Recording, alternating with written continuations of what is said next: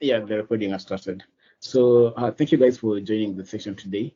So your host today will be Juma Lawrence. This session was to be hosted alongside Shiko Africa Nairobi, whom I think they haven't joined us today though. So I'm part of the team that is managing the community that is the InfoSec community 365. So on our session today, we tend to handle mental health, which is an extension of handling the mental health month. Celebrating the mental health month. So on our session today, you're going to talk about maintaining mental health in the digital space era. And our speaker tonight is Dr. Meg, whom, as I say, is a national Women and International Award, whom is a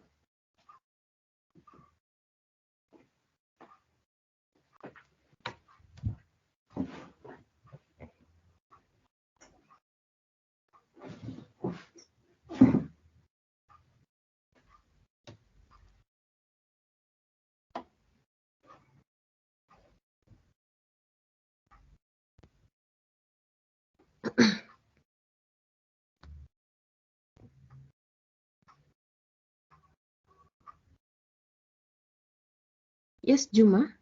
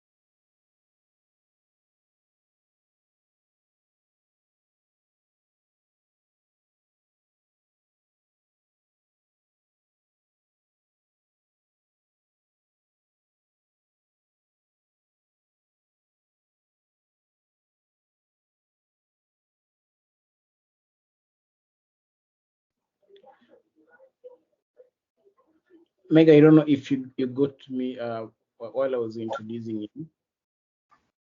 I did partially, then I lost you. I think it's some network problem.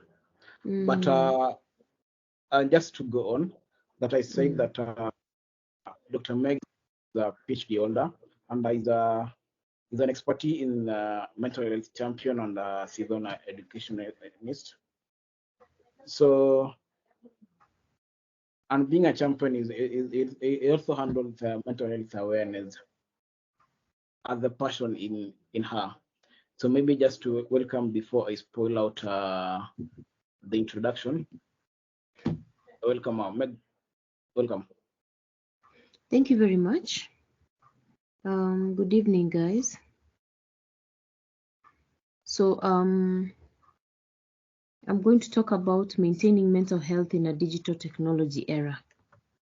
As we all know, we are in the Mental Health Awareness Month, and being that today is on 28th, we have just a few more days before this month.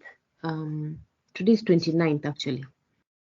We just have about, I think, 2 days before this month closes. So for the entire month, different organizations, different people, different groups worldwide have been creating awareness on matters to do with mental health. And one of the things that we always say is that there is no health without mental health. And this is why.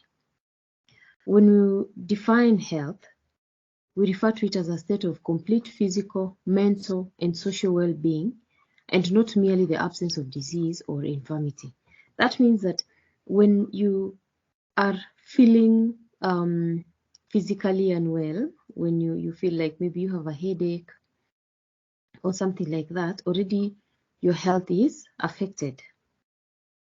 The same applies to mental health. When you feel like you're in distress, when you feel like you cannot concentrate, you're suffering some form of anxiety, you feel like you're contemplating doing something even harmful to yourself, that in itself is something that would make you be unstable. So you'd not in any way refer to yourself as being healthy. And so we say there is no health without mental health. But now, when you go further, it's important to also know that mental health is that state of mental well-being that enables people to cope with the stresses of life, realize their abilities, learn well, and work well, and in all aspects contribute to their community development and things like that. For example, it's now 8:30 p.m. You've had a long day. Probably you were hustling, you've been working, you've been trying to do, things here, there. Maybe you're trying to work around the clock with certain deadlines.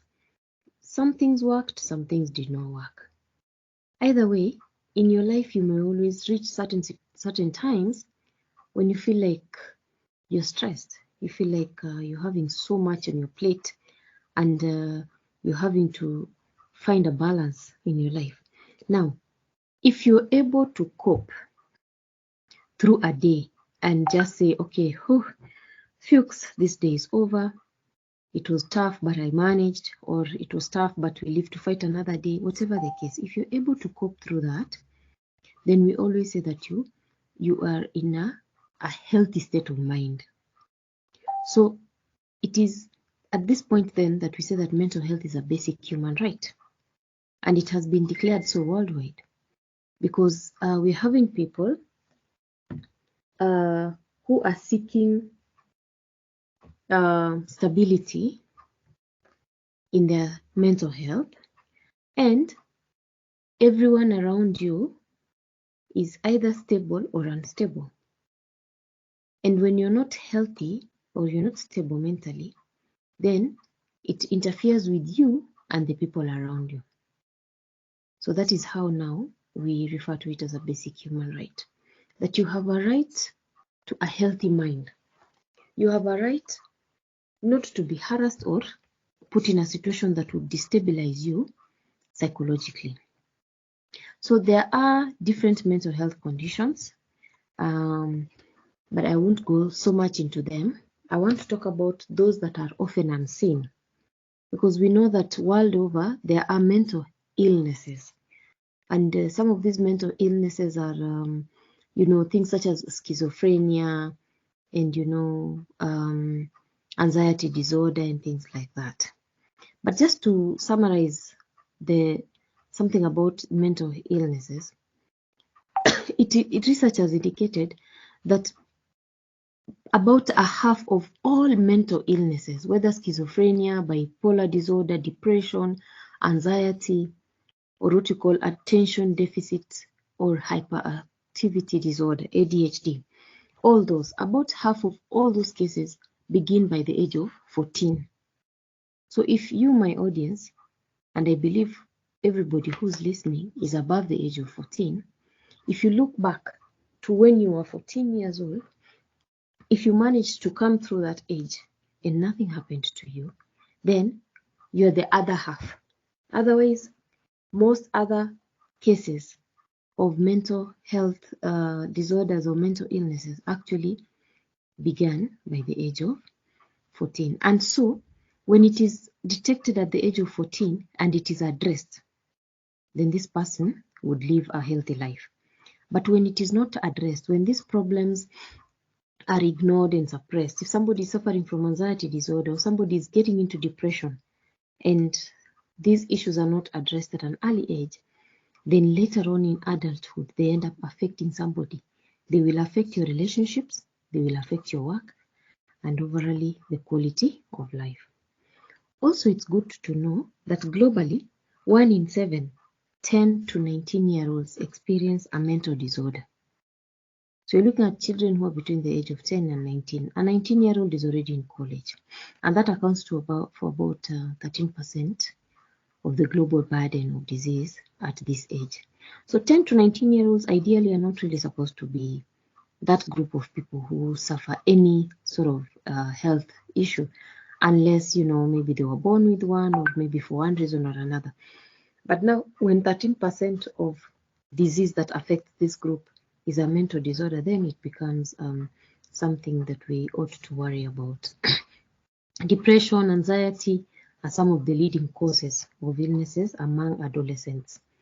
So young people are healthy, but if at all their health is affected, then more often than not, it is their mental health that leads them to depression. And suicide, which is as a result of depression, has been listed as the 4th leading cause of death among 15 to 29-year-olds. And as hard as that may be to digest, depression and anxiety still cause the global economy up to $1 trillion worldwide, and that is the entire world.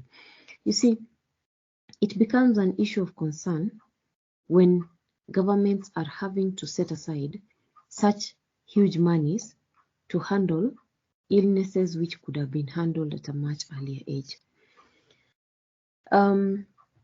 Also, every 10 people, now coming down to Kenya, every 10 people in Kenya have been said to suffer from a common mental disorder. So when you look around you, if you are in a hall of 100 people, 10 of the 100 could be suffering from a mental disorder. So the largest population of these statistics, of the 10, is made up of young people from the age of 18 to 35. Considering that 18 to 35 are youth. So you can see this is something that is really worrying in our country, Kenya. Because the 18 to 35, who are the youth, currently make up 75% of Kenya's population. And they are the most affected when it comes to mental health issues. And that is according to research. So if our population is at around 40 million, is it? So when you talk about 18 to 35-year-olds, then you're talking about a very huge population of Kenyans who are suffering common mental disorders such as depression. Now, even more worrying is this, that young people who are aged between 10 to 24 face mental health risks associated with human rights violations that anybody who's young, these young people that we talk to, and I'm assuming my audience is in that age group. The reasons as to why they are suffering mental health issues are, one, as a result of the violation of their human rights. So somebody in one way or another disrespects you or interferes with your human rights, maybe through maybe other forms such as GBV and the like. Number two, because of war and violence. That is another reason. War and violence is also another cause of mental health risks. Substance abuse, very common among young people. Sexual, reproductive, and gender identity issues. Right now we are in an age where we have young people who are trying to identify themselves. They don't even know whom they are. They are not sure society has accepted them for whom they are.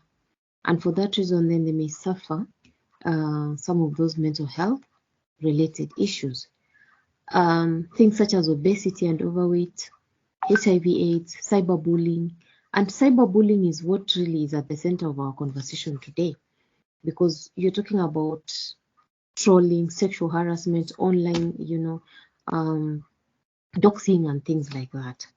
So the prevalence rate of common mental illnesses in our country stands at 10.3%, with lifetime prevalence rate of suicidal thoughts at 7.9%. So we are having very many people, 10% of those who suffer mental illnesses. Out of that percentage, 7.9% of them have reached that point where they are contemplating suicide, developing suicidal thoughts.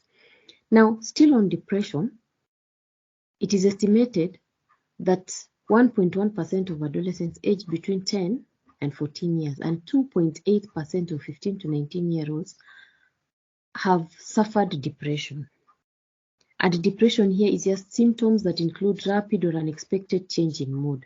So you wake up in the morning, one moment you're around your friends, you're very happy, you're peaceful, you're at ease, and then suddenly you withdraw, your thoughts take you to a different place.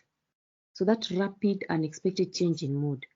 One moment you are jovial, the next moment you feel lonely. One moment you're in the company of people, the next moment you feel like you're alone. And the interesting thing about depression is they will not even notice that you have withdrawn. Very few people ever notice that a person in their circle is actually sinking into depression. They'll probably come to realize later when it has advanced so much. Otherwise, before then, it will just be, he's just okay, he just needs his space, or she just needs her space, and that is it. So globally, again, over 300 million people are estimated to suffer from depression. That is an equivalent of 4.4% of the world population. Remember, I began by saying that you're looking at people who are below the age of 35 and below. You're talking about 14 to 19, and then you have again 19 to 24, and then 18 to 35. So those are the target groups. So when you're talking 4.4%, a majority of youth and adolescents fall in that 4.4%. Now, when somebody suffers depression, it can affect their performance. Maybe if they were in school, it can affect how they work. It can affect how they relate with people, because most times they tend to develop withdrawal and isolation. They suffer loneliness and so on. And when they reach that stage, because it's a mental health issue, it's a mental illness, by the time somebody has reached that point of isolation and loneliness, then they are most likely developing suicidal thoughts. So out of depression, about 800,000 people die by suicide each year. We're still talking about worldwide. So 800,000 people die by suicide each year. That is one person every 40 seconds. So if my session today is going to go on for the next 1 hour, maybe for the next 1.5 an hour, that's 120 minutes. So you can imagine every 40 seconds, there is somebody out there who's between the age of 15 and 19 and 29 who is dying by suicide. So suicide then has been said to be the fourth leading cause of what? Death in older adolescents, that is between 15 to 19. And some of the risk factors for suicide include harmful use of alcohol, abuse in childhood, stigma against help seeking. So somebody is feeling bad, they are distressed, they feel like they've reached the end of the road, and then they open up to another person, and instead of this person helping them through this, they end up making fun of them or mocking them, so they suffer stigma. So because of that, the next time this person feels the need to talk to someone or to seek help, they will remember what they faced the last time and how they were treated, so they will avoid seeking help anyway, and that is how we end up having people dying by suicide. Barriers to accessing care. This person wishes to go to the hospital, but probably there is no direct channel or link that can connect them to the hospitals. Access to means of suicide. Nowadays, people can get anything they want on social media, even just physically. I can go to a pharmacy and ask for medicine, which is not even supposed to be dispensed over the counter unless by prescription. And I will still get that medicine, which is harmful even to me. So because it is accessible, even when somebody contemplates it, they easily get even the means of doing that, even if it is a rope that someone wants. And then, of course, there is the digital media, which is our conversation today. Like any other media, digital media can play a significant role in either enhancing or weakening suicide prevention efforts. Why?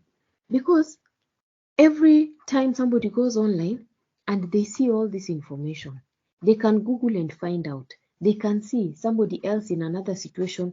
This is how they handled the situation. And so, or even someone is feeling depressed, and then when they go online, they find people are busy living their lives, enjoying their lives, or having fun. So this person feels like they're out of place. So the presence of the social media, in a way, can lead to people considering taking their life. Now, for each suicide that happens, and this is very alarming or worrying, for each suicide that happens, approximately 135 people suffer intense grief or are otherwise affected, thus translating to 108 million people per year who are profoundly impacted by suicidal behavior. So we are talking about 108 million friends, relatives, peers, colleagues, acquaintances, or any other. So one person in your circle who commits suicide ends up affecting 135 people around them. So we are talking about family, we are talking about friends, we are talking about colleagues, we're talking about acquaintances, all those other people who in one way or another are linked to this one person who committed suicide. That large number end up getting affected as a result of this one person committing suicide. Now, why then do we need to have this conversation of mental health in the digital world? We are very active. Digital technology is here with us. And it's swarming so fast. 20 years ago, we didn't have much in regard to digital technology. Actually, the mobile phones that we had were analog. Now, nobody really wants to have that analog phone. Right now, everybody is looking at my smartphone. What can it do for me? Can it make my work easier? Can it store? Does it have bigger memory? Can it run the AI, chat GPT? Can it formulate everything that I want? Can it think for me? And so on. The social media platforms, Facebook, Instagram, Twitter, TikTok, which is beyond even some of us. It's beyond our level even, in the sense that it's moved so fast. By the time some of us were looking around, you're like, oh my God, the world is in TikTok. And those of you who are in those social media platforms, you know how the conversations go.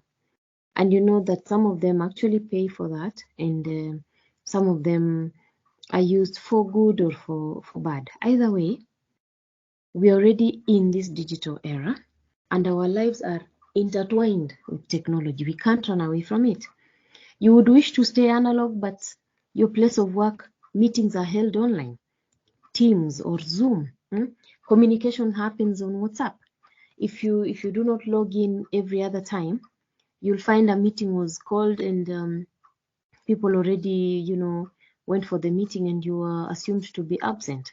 So we can't even run away from that. And truth be told, everything around the digital technology is either good, it promotes good, or it even plays more than that. And of course, it still has the negative. So the online platforms can be used for communication. We use them for work, we use them for entertainment, and of course, we also use them for accessing information. One of the articles I came across the other day stated that Kenya has a total of 23.53 million internet users. And out of this 23.53 million, 55.7% are male against 44.3% female. That's a big number. And you don't even need science to actually acknowledge that. We have more men who are using these internet services or who are even able to access smartphones than women. I was giving a situation where there is husband and wife in a house, and there is one smartphone and there is one analog phone. Simple. Who's likely to be the owner of the smartphone in that setup of husband and wife? Of course, the husband. Very likely the husband, not the wife. That is just how nature has it. Now, of the 44.3% female, then we can go on and say that 78% of women own a mobile phone and only 43% own a smartphone. And that is according to the KDHS, Kenya Demographic Health Survey of 2022. So we are having 44% female internet users, but out of those 44%, you can see there are a larger number of women who own phones, but only a small number actually have access to a smartphone.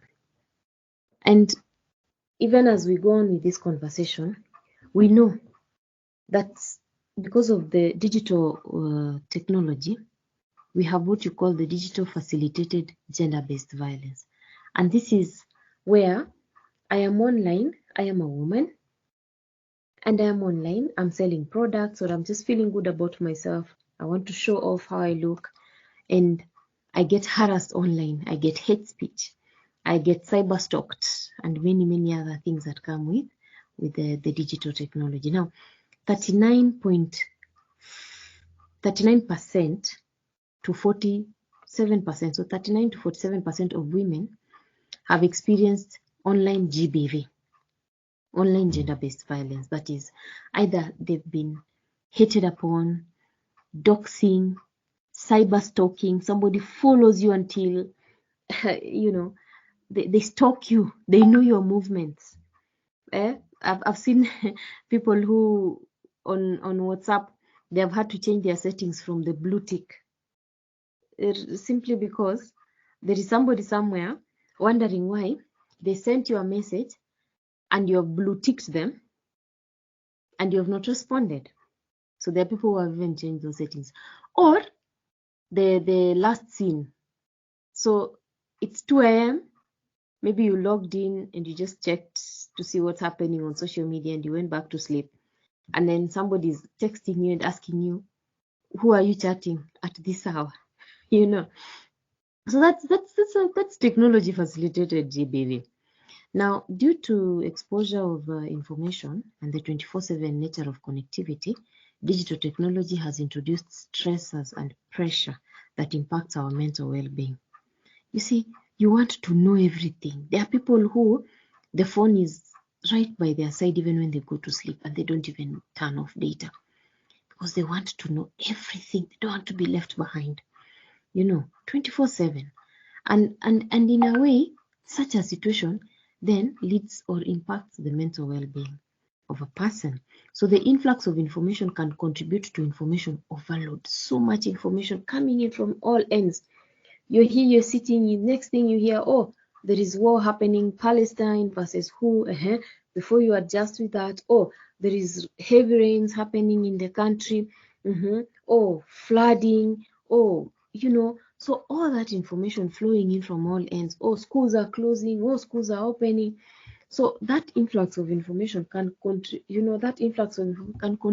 to an overload. leading to anxiety, stress, and difficulty in focusing on important tasks. There are people who suffer anxiety just because they're like, oh my God, what next? Oh no, now what? So they can hardly settle. And you know, when you're in that state of anxiety, even if you had work you really needed to do, you had certain deadlines and timelines, your phone is on your hand.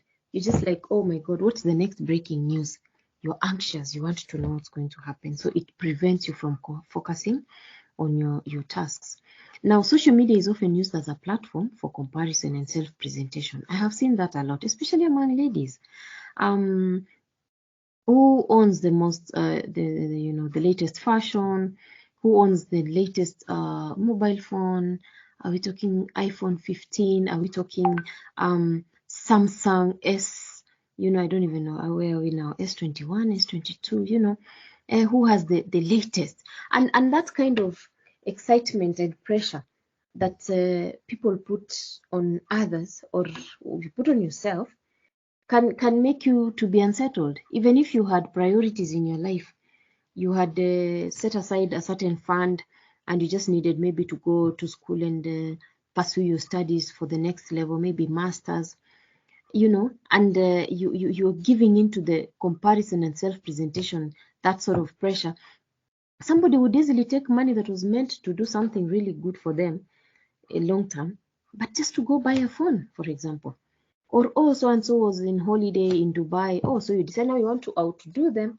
So you go now to a different destination, maybe Greece or Germany or wherever. So that kind, again, is still part of the effects of social media. So curating of online persona. Nowadays, we have AI showcasing only the highlights of their lives. I have seen AI on Facebook lately, and there's something that people are doing, and then they simply click that game, and then it brings a prettier, sassier, more confident you, for example. Interestingly, it's ladies, it's girls who are so keen on that, and it excites them. There is nothing wrong with that because it makes you see yourself from another angle. But sometimes you also have the mirror right before you, and it shows you who you are for real. And if you have to work on maybe your weaknesses, you may not need AI to do that for you. So showcasing only the highlights of their lives. Most times when we are on social media, and I happen to be one of those people who's fairly active on Facebook, most times what we do, we don't post everything. We don't post everything. We only bring the highlights, the good about us. But there are people who often want to, they imagine, oh, so and so, she's living a perfect life. I just want to be like her. I'll do anything to be like her. But there is no perfect life. There is the other side of us that is filled with imperfection, only that people do not go showing that off, Then there is the unrealistic portrayal of reality. People want to make you see life from a very different perspective, and it isn't the truth. As I've said, there's nobody who's perfect. The feeling of inadequacy. You feel so inadequate when you compare yourself with other people, and this is as a result of what we see online. It is just this social media, digital technology that is playing such a role. Low self-esteem. I've said there is a mirror right before you. It shows you who you are, but you want to do filters. For example, I know I have acne prone, skin. I'm trying to do, take care of my skin, but it is not perfect.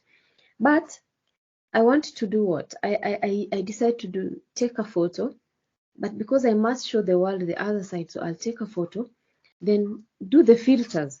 So the filters completely change who I am, so that I show the world. But when you're doing that, question is, how confident are you in your skin? Are you okay without the filter? Would you go out there and walk out there with confidence, share, a table with people and not feel like you're not pretty? Because the filter made you pretty. But now without the filter, how do you feel? So the low self-esteem also is one of those issues that we encounter as a result of technology. And then there is this one, we refer to it as a FOMO, the fear of missing out. People post so much, they want to show you their lives, they prepare you for events that are coming. I'm having this event, or I'm having a baby shower, I'm having, this and this, so hype and hype and hype.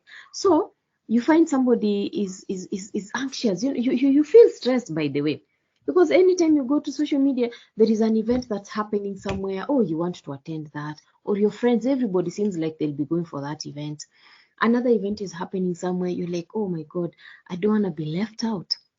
So that fear of missing out, that alone can destabilize you mentally, because now you're like, oh my God, what am I going to do? Where will I get money? I want to go for this event, but how can I go if I don't have money? Oh no, everybody will be. So all that makes you feel really out of place. So too much use of screen, as the phones and everything, the laptops and anything around that, before bedtime can disrupt your sleep and lead to sleep disorders. So what I'm trying to say there is that how much are you addicted to your phone? Are you the type of person who, even at bedtime, your phone is on, even in the middle of sleep, the sound of the phone beeping instantly makes you wake up?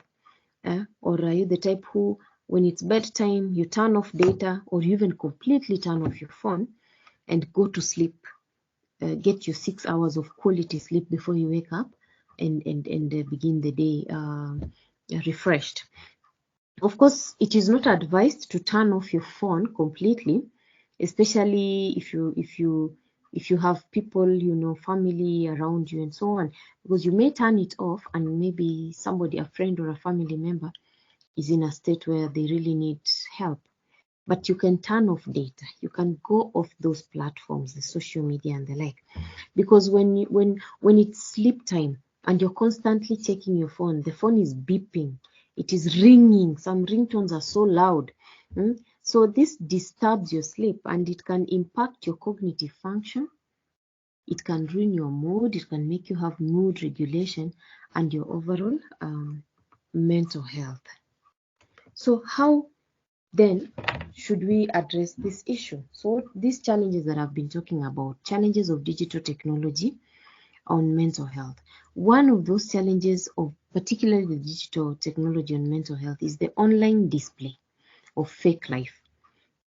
Everybody out there is busy posing for photos. I've already talked about that, and displaying a life that, they have cellulite, but they will clean up, they have all these accounts, but online they're posing with vehicles, V8 and everything, when in actual sense maybe the vehicle does not even belong to them. Some people even take money, they put it on the table and they take pictures with that money. They put expensive drinks there, but it's just display, it's online. And when you follow so much of that, it can make you suffer from low self-esteem and depression. And in no time you can lose your life just because you are trying to keep up with. And then I've talked about cyberbullying, particularly there is this crop of people who go opening pseudo accounts. There is nothing wrong with a pseudo account so long as you understand what you really needed it for. But it is wrong when someone opens a pseudo account and then uses it to bully other people, uses it to abuse and insult other people. That now becomes really distressing. We have had cases where people are abused and insulted and trolled online, and then at the end of the day, a person goes into depression. They isolate themselves from their friends because their photo which they took with a loved one leaked to the public and everybody is making fun of them. So they suffer anxiety. We have heard of cases where young people have actually committed suicide as a result of cyberbullying and trolling online. And then I've talked about the information overload, the constant exposure to online, distressing news, and this becomes overwhelming. I even have read quite a bit about how we use the information that we find online. For example, how many times or how many of you actually when you fall sick, you go to the hospital and just get a doctor to diagnose what you're suffering from? Lately, people have made Google the doctor. So I have a headache, then I'm like, okay, go online. So I go online, I Google, yeah, I have a headache at the back of my head, and the signs and symptoms, all of it, and then Google the doctor tells me what I'm suffering from.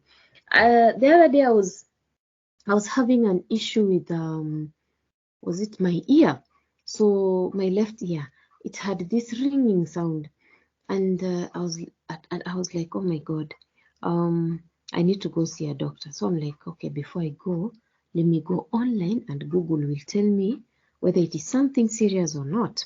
So I went online and then I Googled ringing sound in the ear and so on and so forth. So Google gave me a long list, and then at the end of all that reading, it tells me, unfortunately, it is incurable.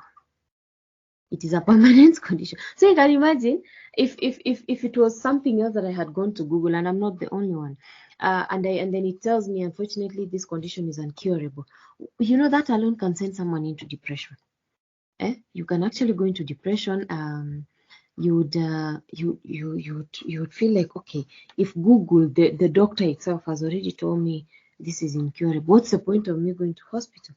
And when in actual sense, by visiting the doctor and the tests are conducted, you'll find it is nothing serious.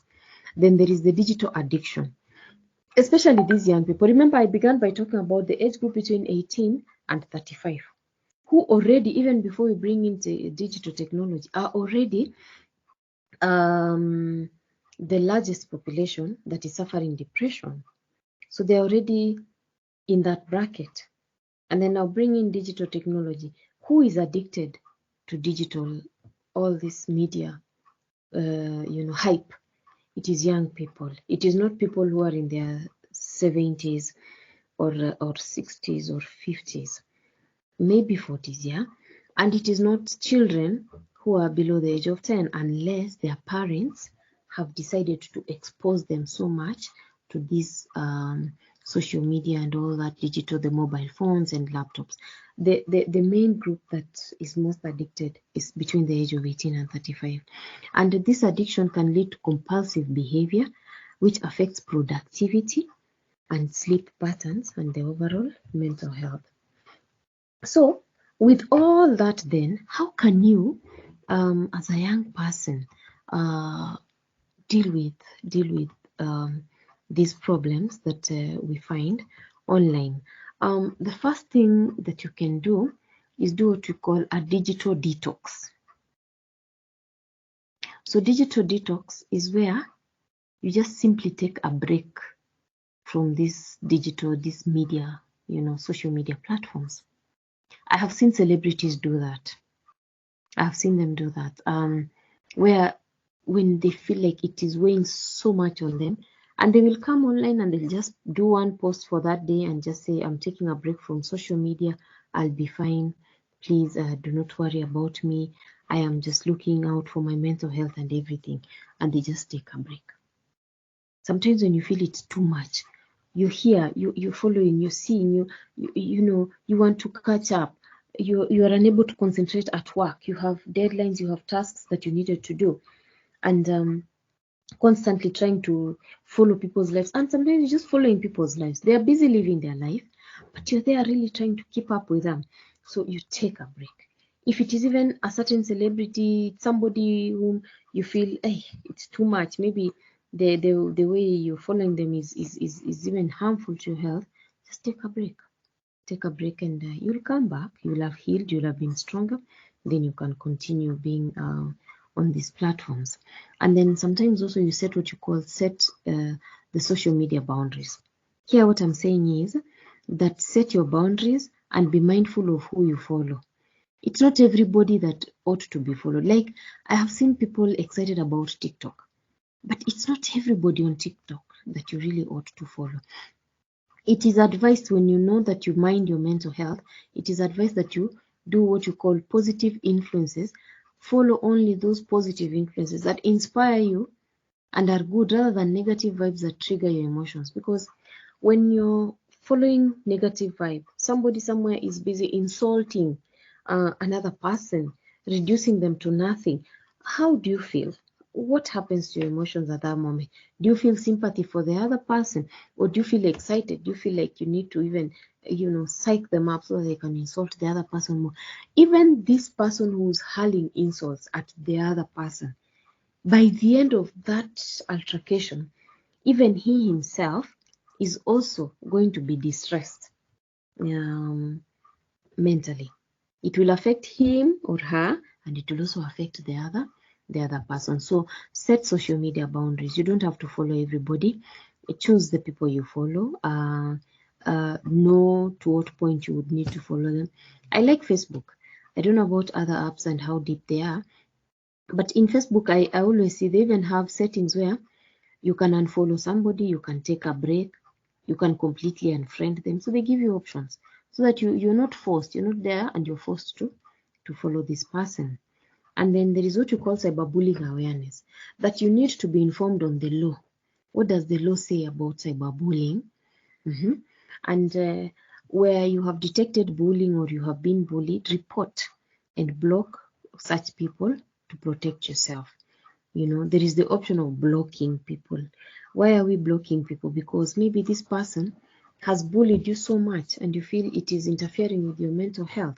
So you block them, because ultimately you need to stay healthy. Remember, I began by saying there is no health without mental health. So if someone is on your neck, they are constantly nagging you and they're making you feel distressed, psychologically you are unsettled, and there's nothing they are adding, there's no value. If you're not able to report them because maybe the law does not have much that you can use as evidence against them, simply block them, especially total strangers. Just block them. Then we have the digital well-being tools. There are some apps online which monitor the screen time. Like, when you have a smartphone, some of those apps like movement, space, these are digital well-being features that monitor. They make you feel, at this point now, it minds your health and so on and so forth. Then also seek support. If you feel social media is too much, you can't take it anymore, it's draining you, seek support. If you're struggling with your mental health, seek help, seek guidance, seek therapy. Right now, there are so many therapists out here. There are so many counseling psychologists. There are so many even just counselors, people like us here, like myself, who would give you a minute of their time so that you can share what you're going through, what you feel, and then maybe take you through so that you can just heal from that state of mental distress. And then cultivate digital empathy. As much as possible, be kind online. Don't be that person who's online and you're constantly insulting others. Be mindful. In fact, if somebody else is being brought down, be the first to intervene for them. And out of all that, form a supportive online community. Have that support system. You could be on a WhatsApp group and somebody is being, harassed, a lot of insults. Their character is completely being assassinated. There is nobody who's perfect in this world. Nobody, even those who are busy insulting others. If their own dirt were to be put in the open, they would never have a face. So always choose to be the kind person in such setups. Be kind, be mindful. Form that online community where you can stand up for other people who are suffering any kind of harassment. Up to that point, are we together? Just you can say yeah, you can raise your hand before I proceed.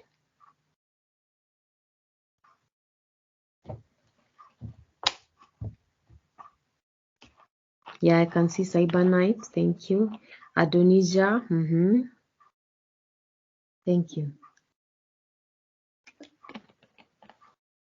Okay. Let me go on then. There is also what we refer to as the mental health strategies.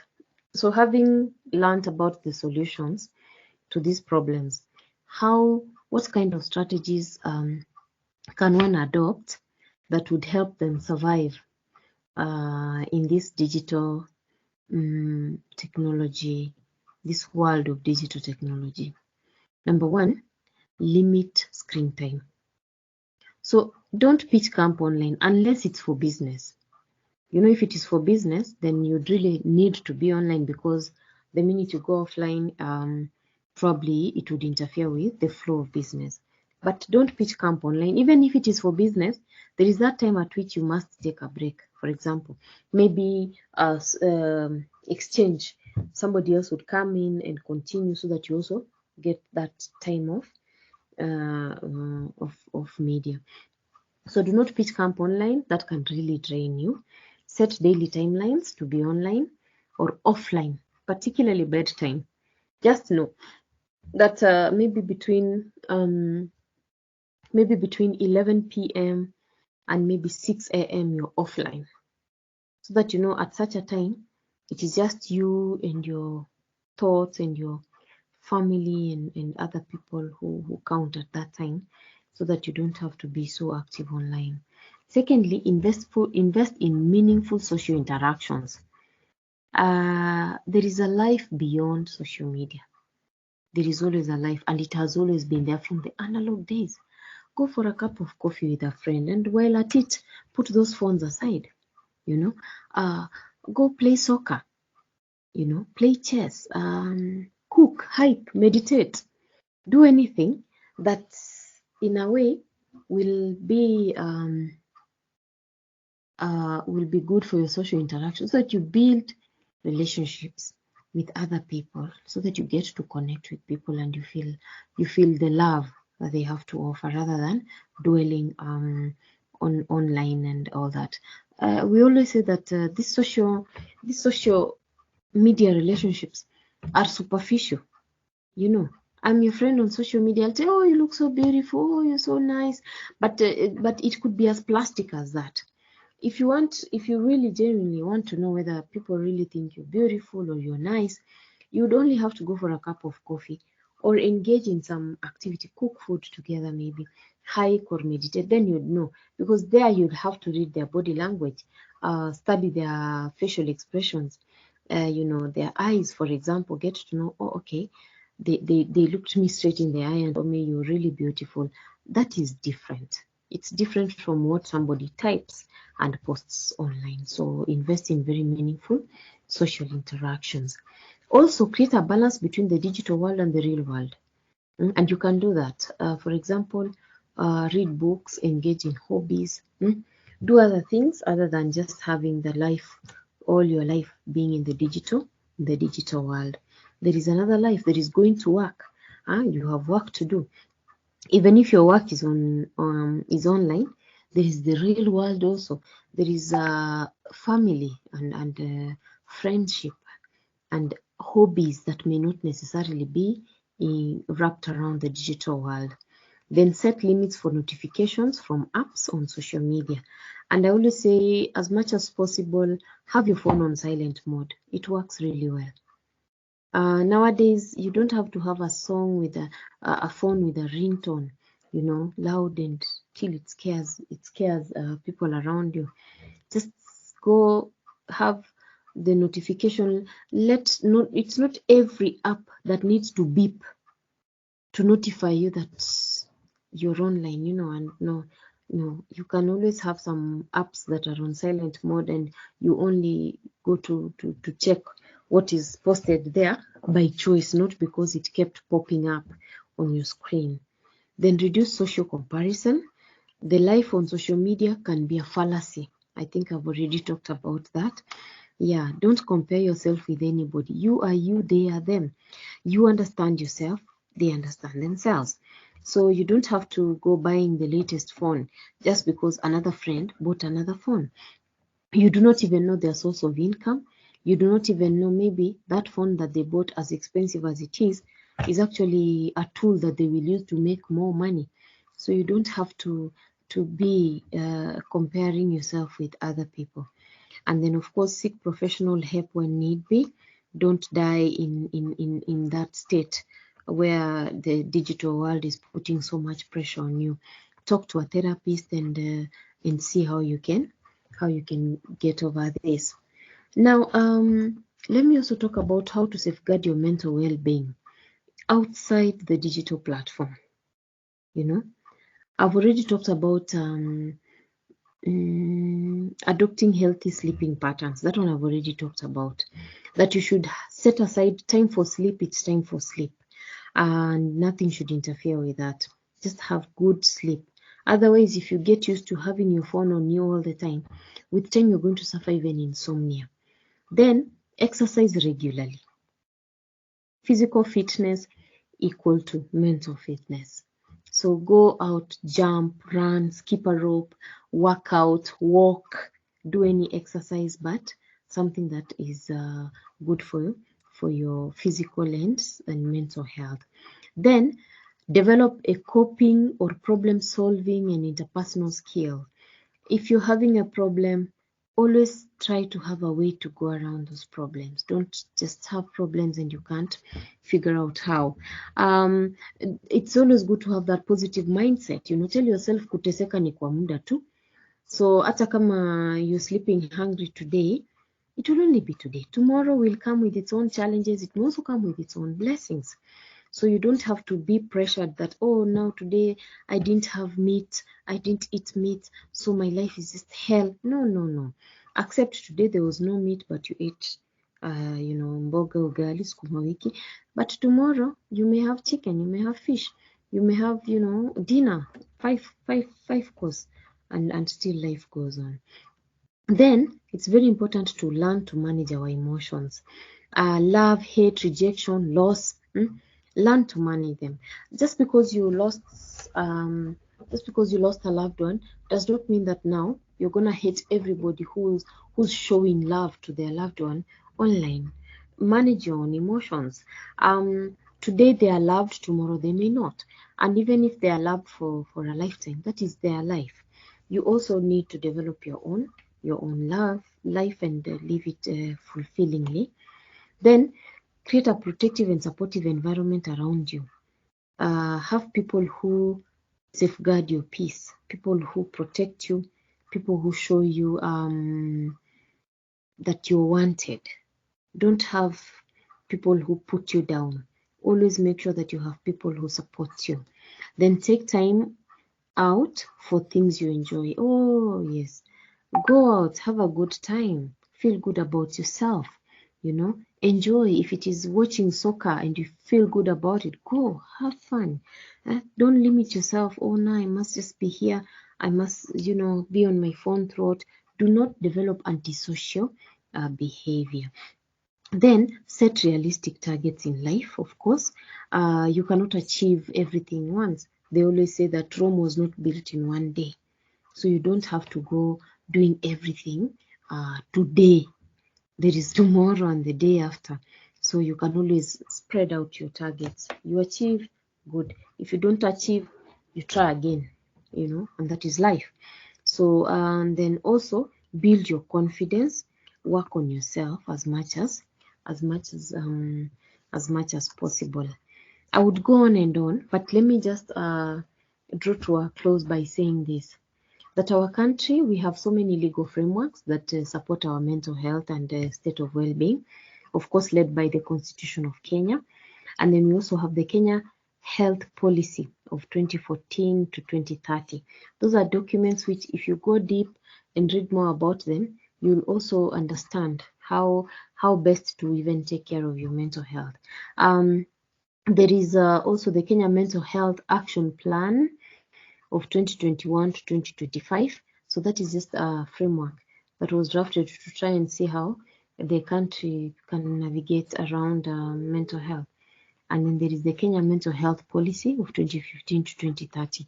But I also like to say that we haven't achieved, we are not at our best in terms of managing mental health issues. But I'd say that with these documents that I've spelled out, if you go even to every county in the country, there are systems that have started being put in place. There is what the national governments can do, and then there is also what the county governments can do. For example, county government in all the counties, in all the county governments, we have what you call the mental health focal person, who's stationed in the public hospitals, and their job really is to just manage all the matters to do with mental health in the county, and set up different frameworks or work around treating of patients, sensitization, and many such programs at the county level. My parting shot is this: that the happiness of Kenyans and their well-being needs to be monitored, because we are having a situation where a good number of Kenyans, you would say Kenyans are a happy people, but they are happy online, but when they go down to their private lives again, they are filled with what? Dissatisfaction. So what is it that is making you unhappy behind the social media, face that you put? Probably because you're trying to portray the wrong image of yourself, receiving praise for looking good, when in actual sense you're going through a tough time. So take time, assess yourself, look deep into yourself and see, are you all right? Do you feel like you need to work on yourself? And going by the guidelines of what I have stated, I think we can find a comfortable zone within these digital platforms. I'd like to say that social media is good. You see, if we didn't have what we have here today, then you would not have the opportunity to interact with somebody like me, or learn so much in regard to social media and what it can do for you. But in spite the challenges that we see on the social media and the negative side, the positives are there. We get to network also, we get to interact, we get to talk with people, and many other good things that come with the digital technology. Now, I think I have gone on long enough. At this point, Juma, you would allow me to come to an end of my presentation and maybe just open the floor for any comments, any reactions from the audience. Thank you very much. Yeah, thank you. Thank you for that insightful knowledge that you've shared. So maybe to the audience, I see Cybercat and well done. Maybe you've got a question.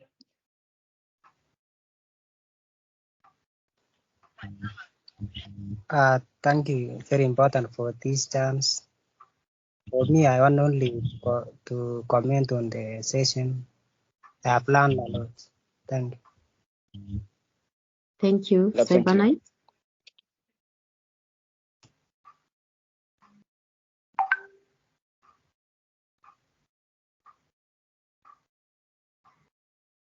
There is also Weldon. Yeah, I think Weldon is the one who has just talked before. So Okay. maybe a question to what you've talked about. What do you anticipate of the future of this technology and its intersection with the digital technology in terms of mental health? I think the speed at which digital technology is moving is so faster, and those who are deep in matters to do with the technology need to sit down and formulate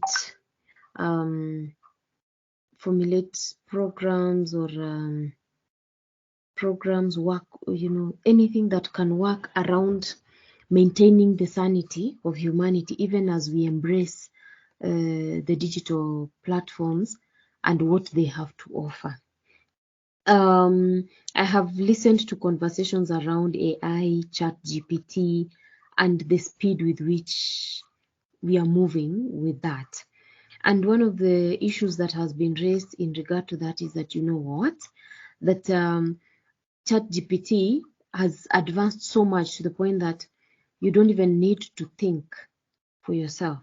You only need to tell it what you want and it will generate a perfect document for you.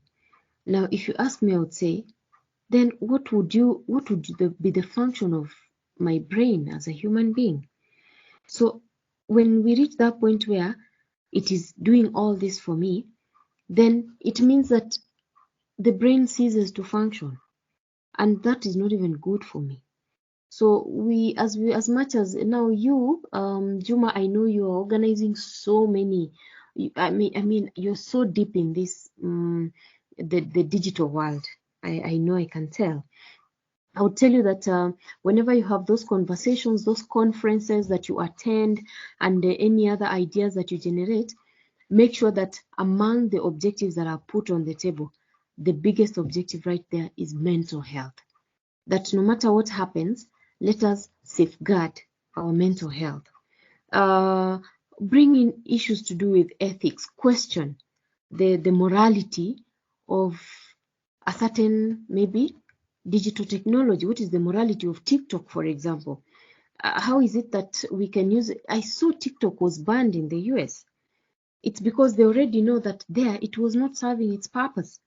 How is it that we who are a third world are tolerating it, and yet we can see in a first world, okay, we are not third world developing, but you can see that in a first world, they have already seen that there is a problem with this app and something needs to be done. So set the right measures so that by the time people go to those platforms, instead of breaking down, they do not break down. They still maintain themselves. They still feel good about themselves and enjoy the good side of what technology has to offer.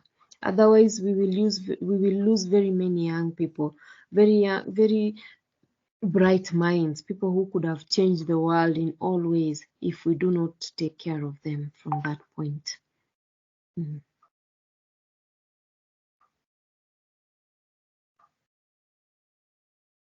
Yes, Juma. Thank you.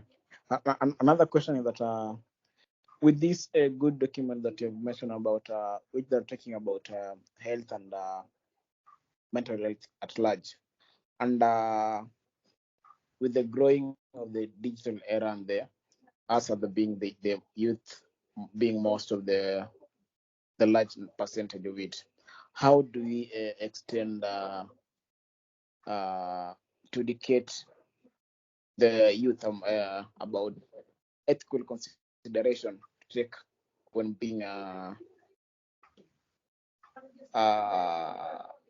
ethical consideration when using these mostly the digital tools in regards to mental health, and even extending the more knowledge on how they should be take ethically when being tackling about mental health with these digital tools. Engage experts, that's for sure. And if you yourselves have experts, or you yourselves are experts, dig into research. Go read. There is a lot that you can find out there. Knowledge is for knowledge is best when it is disseminated. Have sessions such as this, like what we have had. One of your many Zoom meetings, you can decide that the topic for that Zoom meeting shall just be ethics in this digital era. And once you get an expert, they will come and talk about ethics within the digital era. And you post all that information in your social media platform so that those young people who are following you, they are able to read. We can never say that we have knowledge 100%. Every time there is always something new we learn. And like those who have been following and those who will get to watch this, they will pick something out of my presentation, which if it's a habit, maybe if it is something they were going through, for example, they are able to come out of such a situation. So utilize the digital tools that you have to acquire more knowledge, and then disseminate this knowledge, reach the largest population that you can. use your people to even go to schools. You don't even have to only stay within the digital app. You can go physically to institutions of learning, whether university or college or even high school, so that you enlighten these young people about what is out here, the good, the bad, and the ugly, and how to handle the ugly and how to really just utilize the good. So you can share all that information once you have put down, a strategy around it. Thank you. Maybe another part of it, in the tech ecosystem, we do mostly encourage beginners or those intermediate to join different tech communities in regards to what their passion is. So maybe assume, let's talk about mental health. Do you have some of the communities online and either physically that people can join? Because you find a narrative that most of the young, at the young age, are not always ready to open up or to talk about what we undergo or what we go through.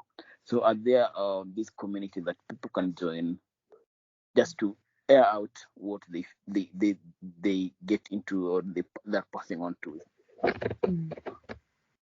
Yes, right now here in Kisii, we actually have a mental health awareness group, and it is called Gusii Mental Health Awareness, GMA.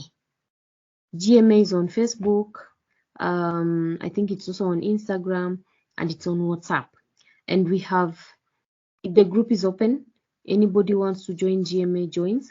In GMA, those of us who are the founders or the members of GMA, it is made up of psychologists, clinical psychologists, counseling psychologists, nurses who are trained in psychology, or in we have a psychiatrist, not just one. We have the mental health focal person of Kisii County. She's also one of us. We have people from all over the world. We have our people even in the US and other places. So what we do, like this entire month, we have been running the first 15 days of our campaign of GMA were online. Every single day there were different topics that were covered on mental health, mental illnesses, all types of mental illnesses, mental health, and all that. The first 15 days. And then after that, we started now visits to schools. We networked with a few members who are in schools. They came even to my school, had a session with the students, and after the session, they had now the individual counseling sessions. Kisii University, they went there. They went to the Kisii National Polytechnic. So after the institutions, now the last event that is left, I think, is this weekend. GMA shall be having, I think, a camp and a walk and something like that. So in Kisii, we do have, and it's open. Anybody who wishes to join the GMA group, we always open, and activities that are lined up, we share on our platforms, and we encourage people to follow the conversations. I believe even if you go to Nairobi, I'm sure there are such groups. I haven't really known much about the city, but at least I know Kisii, there's something that is happening. And it's an NGO, by the way. It's an NGO, so it's a network. We have everybody in that group, from the media personalities to students to organizations, anybody, so long as it is somebody who minds matters mental health, they are welcome to join that group.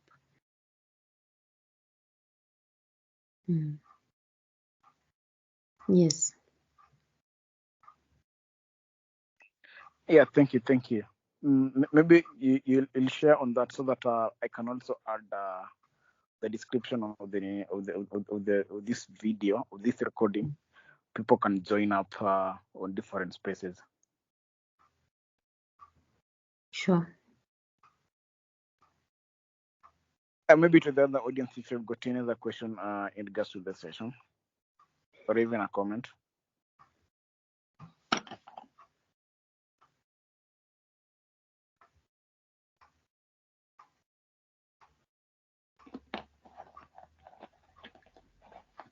I think they're satisfied.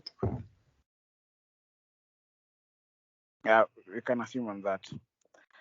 Yeah, on my end, to the speaker, Dr. Meg, I say thank you for taking your time to give us an insightful session on mental health. And to the audience, thank you for taking your time to join us on the space tonight. Thank you. Thank you, Juma.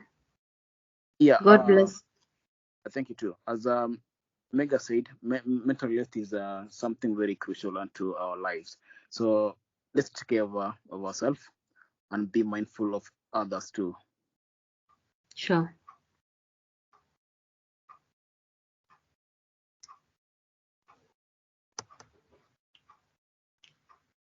I think we can have a lovely evening.